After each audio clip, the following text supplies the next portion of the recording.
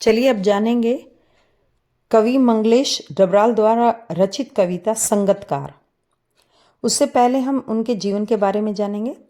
कवि मंगलेश डबराल का जन्म सन 1948 में टिहरी गढ़वाल उत्तराखंड में के काफल पानी गांव में हुआ था। उनकी शिक्षा दीक्षा देहरादून में हुई।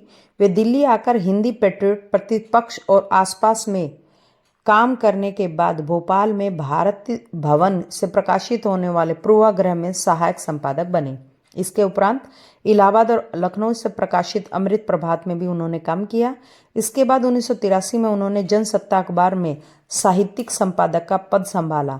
कुछ समय सहारा समय में संपादन कार्य करने के बाद आजकल वे नेशनल बुक ट्रस्ट से जुड़े हुए हैं। उनकी रचनाएं हैं पहाड़ पर लालटेन, घर का रास्ता, हम जो देखते हैं और आवाज भी एक जगह है। इनके ये अब तक के 4 कविता संग्रह प्रकाशित हो चुके हैं। इन्हें साहित्य अकादमी पुरस्कार पहल सम्मान से भी नवाजा गया है। इनकी साहित्यिक विशेषताएं हैं कि ये अनुवादक रहे हैं। इनकी कविताओं को भारतीय भाषाओं के अतिरिक्त अंग्रेजी, रूसी, जर्मन, स्पेनी, पोलस्की और बल्गारी भाषाओं में भी उनके अनुवाद प्रकाशित हो चुके हैं। कविता के अतिरिक्त वे साहित्य, सिनेमा, संचार माध्यम और संस्कृति के सवालों पर नियमित लेखन करते रहे हैं। कवि मंगलेश की कविताओं में सामंती बोध और पूंजीवाद छल छद्म दोनों का प्रतिकार हुआ है। चलिए अब जानेंगे उनकी कविता संगतकार के प्रथम काव्यांश के बारे में। शुरू करते हैं। मुख्य गायक के चट्टान जैसे भारी स्वर का साथ देती वह आवाज सुंदर कमजोर कांपती हुई थी। वह मुख्य गायक का छोटा भाई है या उसका शिष्य या पैदल चलकर सीखने आने वाला दूर का कोई रिश्तेदार। मुख्य गायक की गरज में वह अपनी गूंज मिलाता आया है प्राचीन काल से। मुश्किल शब्दों के अर्थ हैं। संगतकार का अर्थ है मुख्य गायक के साथ गाने वाला कोई या बजाने वाला कोई दूसरा कलाकार सहयोगी। गरज का अर्थ है ऊंची गंभीर आवाज। चट्टान का अर्थ है कठोर। गूंज का मतलब है आवाज।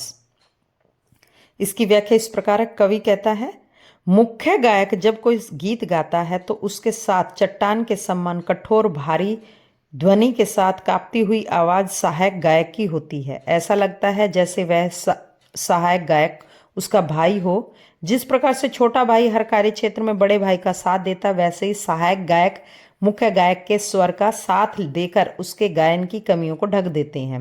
वह एक शिष्य की तरह आज्ञाकारी लगता है। जब मुख्य गायक को सहायक गायक की आवश्यकता पड़ती है, सहायक गायक वही अपना दायित्व निभाता है। उसे देखकर ऐसा लगता है जैसे वह मुख्य गायक की ऊंची आवाज पर उसका साथ देने के लिए दूर से पैदल चलकर आया हुआ कोई रिश्तेदार हो। वह पुराने समय से मुख्य गायक की ऊंची आवाज के साथ अपनी आवाज निकाल रहा है। पुराने समय से वह मुख्य गायक की आवाज के साथ लगातार आवाज मिलाता आ रहा है। चलिए अब जानेंगे दूसरे काव्यांश के बारे में। गायक जब अंतरे की जटिल तानों के जंगल में खो चुका होता है या अपने ही सरगम को लांग कर चला जाता है भटकता हुआ एक अनहद में, तब संगतकार ही स्थाई को संभाले रहता है जैसे समेटता हुआ मुख्य गायक का पीछे छूटा हुआ सामान, जैसे उसे याद दिलाता हो उसका बचपन जब वह नौसिखिया था। मुश्किल शब्दार्थ है। अंतरे का अर्थ है स्थाई या टेक को छोड़कर गीत का चरण।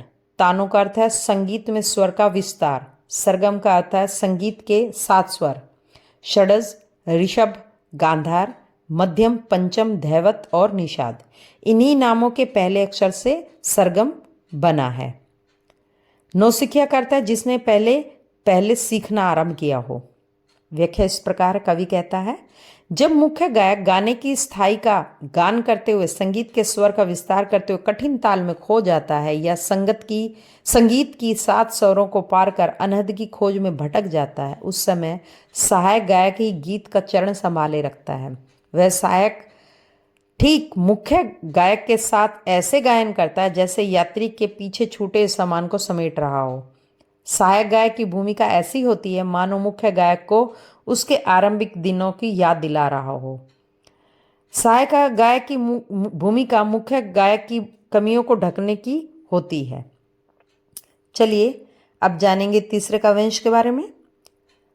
तार सप्तक में जब बैठने लगता है उसका गला, प्रेरणा साथ छोड़ती हुई उत्साह अस्त होता हुआ, आवाज से राख जैसा कुछ गिरता हुआ, तभी मुख्य गायक को ढाढ़स बंधाता कहीं से चला आता है संगतकार का स्वर।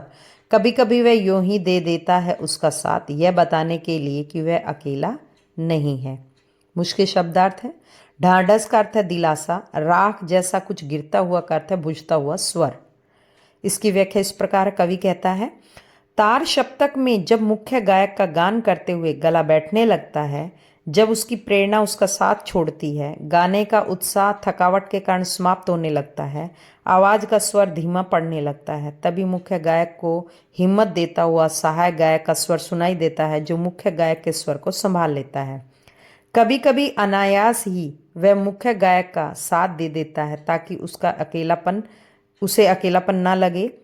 सहायक गायक के स्वर से मुख्य गायक के गायन में लयबद्धता का विकास होता है, स्वर में शक्ति आती है।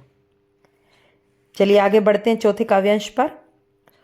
और यह कि फिर से गाया जा सकता है गाया जा चुका राग, और उसकी आवाज में जो एक हिचक साफ सुनाई देती है, या अपने स्वर को ऊंचा न उठाने की जो कोशिश है, उसे विफलता नहीं उसकी मनुष्यता समझा जाना चाहिए।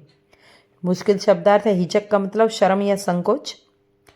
इसकी व्याख्या इस प्रकार कवि कहता है, मुख्य गायक का साथ देते हुए सहायक गायक उसके स्वरों को फिर से दोहराता है, जिससे मुख्य गायक अपने स्वरों को संभाल लेता है, उसकी हिचक समाप्त हो जाती है, उसका स्वर जो मंद पड़ रहा था उसमें शक्ति अनायास ही आ जाती है, मुख्य गायक की विफलता सफलता में बदल जाती है। सहायक गायक मुख्य गायक के स्वर को ऊंचा उठाने का प्रयास करता है, उसे सहायक गायक की मानवता ही कहा जा सकता है, तभी वह मुख्य गायक को गान में सफलता प्रदान करवाता है। इस प्रकार हमने जाना कि मंगलेश डबराल ने गायन में मुख्य गायक का साथ देने वाले संगीतकार की भूमिका का महत्व किस प्रकार से विचार किया है।